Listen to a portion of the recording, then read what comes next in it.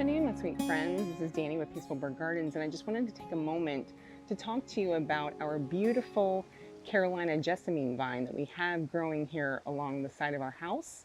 So Carolina Jessamine, or Gelsemium sempervirens, is a beautiful native evergreen twining vine that puts out these absolutely gorgeous yellow flowers that are fragrant in the winter time. So she started blooming, oh goodness, I want to say the second week in January. It is now the third week in February, and she's been blooming pretty much nonstop since. And she's got all of these little beautiful yellow little buds that are getting ready to open up with more flowers. So this is a wonder. Oh, and the sun's coming out. Hallelujah.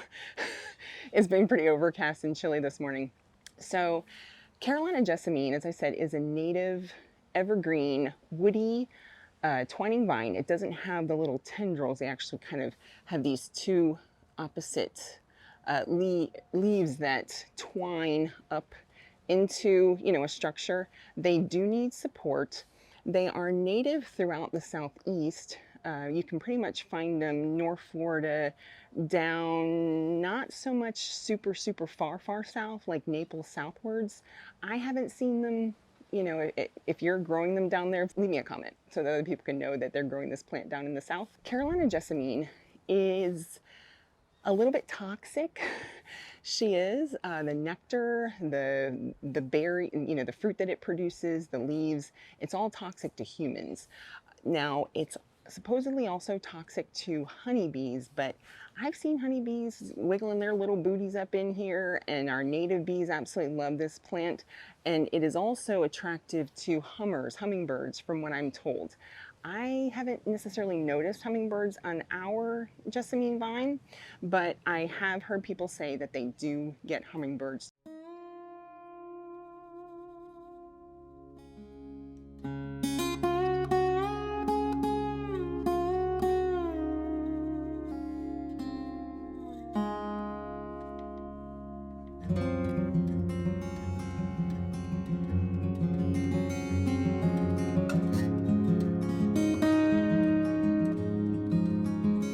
So it's pretty tidy for a vine. It's pretty well behaved.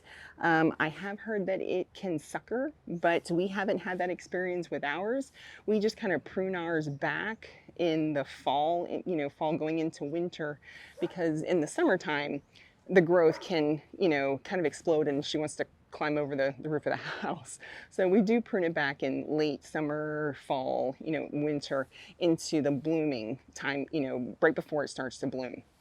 Now, they like slightly acidic soil, which is what we have here. We do have slightly acidic soil. I'm sure it's super adaptable, though.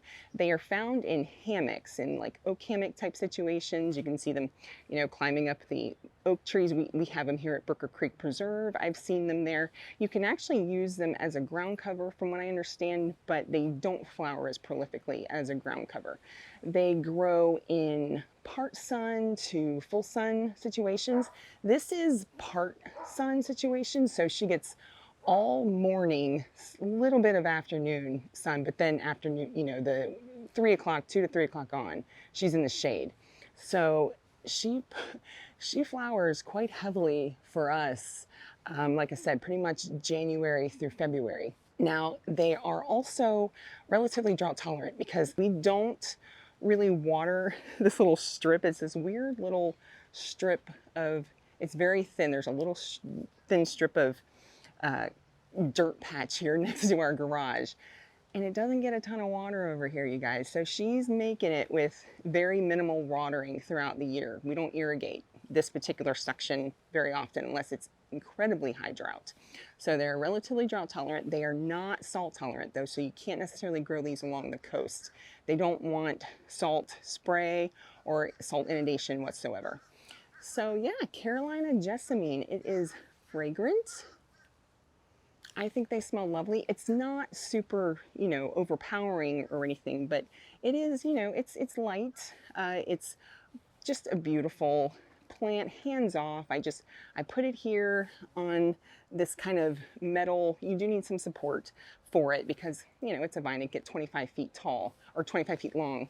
So we just put a trellis type arbor thing all along the side of our garage and just kind of grew her up, and I trained her a little, and then she just kind of did the rest and started spreading. Carolina Jessamine, I highly recommend this. Absolutely gorgeous, hands-off native plant for your pollinators, your birds, nectar, food sources when they don't necessarily have something else in the wintertime. If you like this kind of content, my sweet friends, growing natives for wildlife, having a food forest and urban environment, give us a like, hit subscribe, come on the journey with us, and we hope to see you again on Peaceful Bird Gardens. Have a lovely afternoon.